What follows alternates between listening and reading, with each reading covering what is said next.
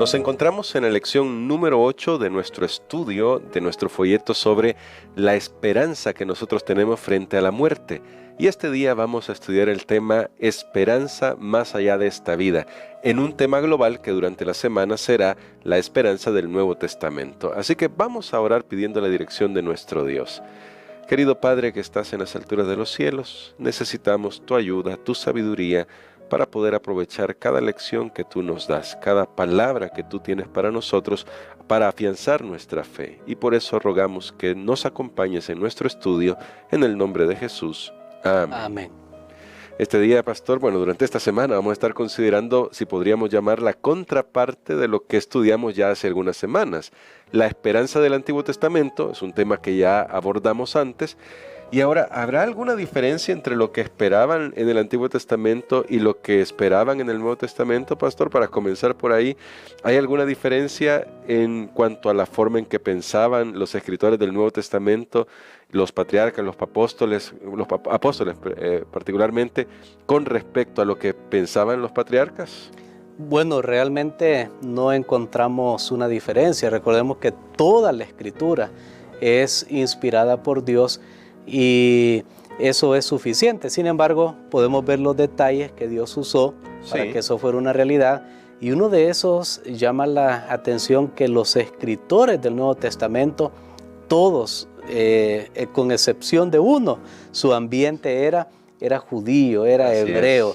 Ellos eran judíos de nacimiento. Lucas es el único, el que mencioné la excepción, que no era de linaje judío, pero de ahí podemos encontrar que ellos repitieron, que ellos usaron la inspiración, los llevó a todo lo que estaba en el Antiguo Testamento para poder también armar la base del mensaje que nosotros tenemos hoy, que conocemos como el Nuevo Testamento, más bien ahora con una ventaja, que creo que es lo que vamos a ver esta semana, que Jesús ya vino. Y eso hizo toda la diferencia. Y bueno, hablando de eso, de esta diferencia, ¿qué hace el hecho de que Jesús haya venido, haya muerto y haya resucitado, como estudiamos en las últimas 2 semanas ya? Nos hace preguntarnos, pastor, ¿en qué está centrada nuestra esperanza si todos sabemos la vida es difícil? Sin duda alguna, la vida es difícil, incluso para los creyentes. Es decir, los que creen también sufren, también mueren. Pero entonces, ¿qué hace la diferencia en esto si también los que creen van a morir y van a sufrir en este mundo? ¿O van a sufrir y van a morir, para darle la secuencia lógica que tenemos en nuestra vida? El hecho de creer en Jesús, ¿qué diferencia nos trae si hemos hablado de que en Jesús está nuestra esperanza? Muy bien, creo que esta es una de las preguntas existenciales más grandes que hay. Al final, ¿por qué estamos aquí? O sea, ¿qué propósito tiene todo en este mundo, en esta vida? Y es ahí donde algunos dicen, sí, hay cosas bonitas en esta vida, pero hay cosas difíciles también, hay cosas muy, muy feas.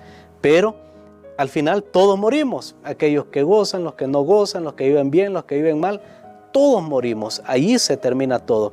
Y algunos dicen, entonces, si ese es el final, pues ¿para qué luchar tanto? Claro, y realmente los filósofos han luchado con esta pregunta a lo largo del tiempo, los científicos, y muchos dicen, no, nuestra vida es un desperdicio.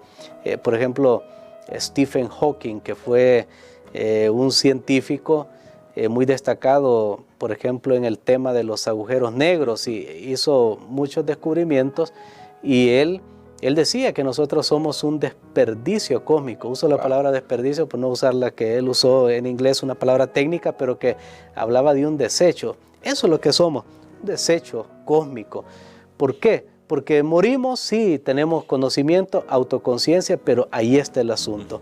¿Por qué tenemos autoconciencia? ¿Por qué, si nuestra vida es tan limitada y al final termina en la muerte, por qué tenemos un sentido de algo más grande? ¿Por qué queremos vivir para siempre? ¿Por qué nos resistimos a la muerte?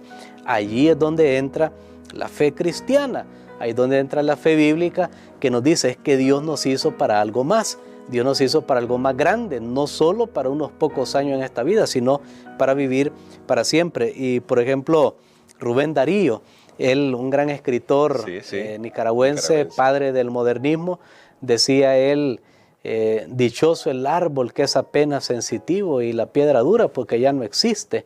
Y entonces él se daba unas decepcionadas muy grandes y comenzaba a escribir y no tiene sentido esta vida. Ahora, si todo termina, pero para el cristiano sí hay una gran esperanza, porque el cristiano sabe que después que la vida termina en la muerte, hay un nuevo comienzo, hay un regreso que va a ser ya para vida eterna en ese sentido.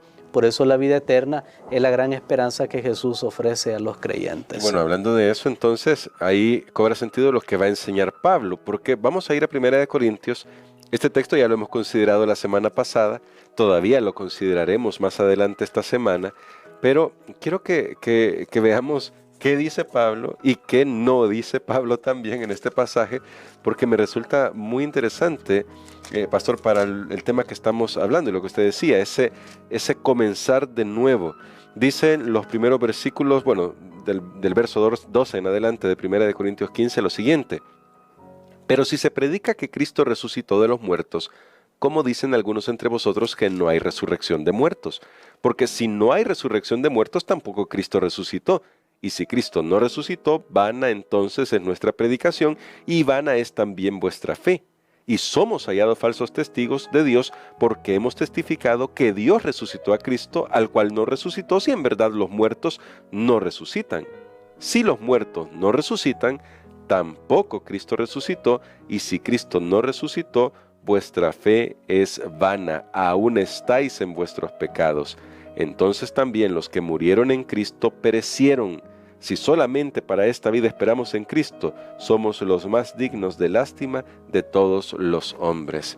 Y pastor, este texto ya lo hemos considerado la semana pasada, pero ¿qué nos está diciendo Pablo aquí sobre la esperanza futura? Pero quizás comenzaría con el ¿qué no nos está diciendo Pablo aquí en cuanto a qué sucede cuando morimos? Porque no está diciendo que nos vamos al cielo inmediatamente. No, Pablo está diciendo básicamente que toda nuestra fe, toda nuestra confianza depende en la resurrección, pero en la resurrección de Cristo, que es la base de todas las demás resurrecciones. Y Pablo lo que nos está diciendo aquí es que si Cristo no resucitó, entonces todo lo que estamos haciendo realmente no tiene sentido, es inútil. Es como hacer una fiesta, voy a poner esta ilustración, es como hacer una fiesta en la proa o en algún lugar de un barco que se está hundiendo. O sea, usted puede hacer una fiesta, estar saltando, pero usted sabe que en pocos minutos u horas usted estará adentro del agua. Entonces, eso sería el cristianismo. Si Cristo no resucitó y si no hay resurrección de entre los muertos, pues hablaríamos de esperanza, hablaríamos de confort, de consuelo, pero al final no conduce a ningún lado. Pero lo que me llama la atención aquí es lo que Pablo está diciendo. ¿Cuáles son las consecuencias de que Jesús no hubiera resucitado? ¿Cuáles son las consecuencias? Entonces comienza aquí solo para hacer un listado. Miren, dice, si Cristo no resucita, si no hay resurrección, o sea, ¿cuáles son las consecuencias que no hay resurrección? Entonces Cristo no resucitó. Eso primero. Cristo no resucitó. Y si no resucitó, dice Pablo, entonces nuestra predicación es vana, nuestra fe es vana, o sea, es inútil. Él usa la palabra inútil, o sea, son vacíos, son sin sentido. Si no hay resurrección, Cristo no resucitó, nuestra predicación es inútil, nuestra fe es vacía, es sin sentido. El versículo 15 dice, somos falsos testigos. Entonces los apóstoles son mentirosos porque ellos dijeron que lo vieron. Entonces ellos son mentirosos. El 16 dice, Cristo no resucitó. El 17, vuestra fe es vana, aún estáis en vuestros pecados. Este es otro problema grande. Si no hay resurrección, entonces Cristo no resucitó y entonces nuestros pecados nos condenan. Somos pecadores condenados. Y también aquellos que murieron en Cristo también están condenados.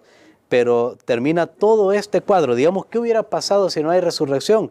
Diciendo, somos los más dignos de lástima. Allí se reduce todo si no hay resurrección y si Cristo no resucitó. Por eso es tan importante que nosotros consideremos que Cristo resucitó, porque entonces todo lo que yo dije negativamente, que no hay, que no existe, ahora ponga lo positivo. Así es. Y ahí verá usted la gran esperanza que ofrece la resurrección. Amén. Así que eso es lo que queremos que usted tenga, la verdadera esperanza que está centrada en la Biblia, en el mensaje de la Biblia para nosotros, de lo que Cristo logró en nuestro favor. Y pastor, quizás una reflexión final sobre esto, me gustaría que usted hiciera sobre lo que esto implica para nuestra vida y que pueda orar por nosotros también para que nuestra esperanza esté centrada en lo que la Biblia enseña sobre la resurrección, tanto de Cristo como la prometida para nosotros. Muy bien, tenemos preciosas promesas garantizadas que ya han tenido su cumplimiento en la Amén. Persona de Jesucristo. Y Cristo es todo. Por eso el apóstol Pablo decía, Cristo es suficiente, o sea, es integral. Y cuando Él te ofrece y Él te llama y me llama y nos dice que vamos a tener vida, Él no está bromeando. Y Él no está hablando solamente de unos pocos buenos años en esta tierra, Él está hablando de vida eterna. Por eso Él le dice a sus creyentes, a los que creen en Él, le dice, no tengan temor, yo soy la vida. Si ustedes mueren, tienen que saber que van a volver a vivir.